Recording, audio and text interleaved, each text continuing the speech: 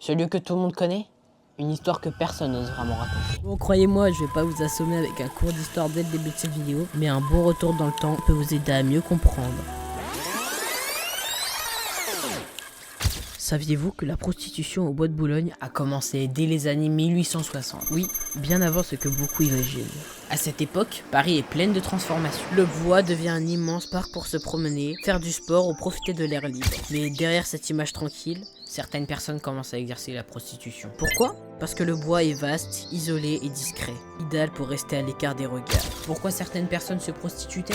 La raison principale est de survivre. Beaucoup vivaient dans la pauvreté, n'avaient pas de travail stable ou de famille pour les soutenir. Pour elles, la prostitution était un moyen rapide de gagner de l'argent et de subvenir à leurs besoins ou à ceux de leurs enfants. Et pourquoi certaines personnes venaient les voir? Peut-être pour le besoin, la compagnie, La curiosité ou simplement l'envie d'une rencontre discrète. le bois offre exactement ce cadre, loin des regards de la ville. Au fil des années, la pratique se renforce en 1946. Un tournant majeur qui se produit.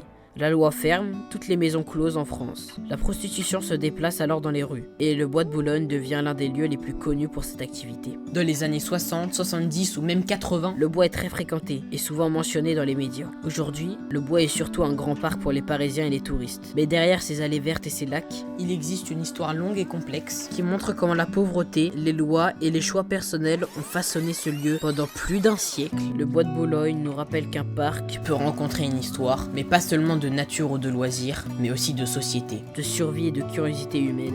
Une histoire surprenante qui mérite d'être connue.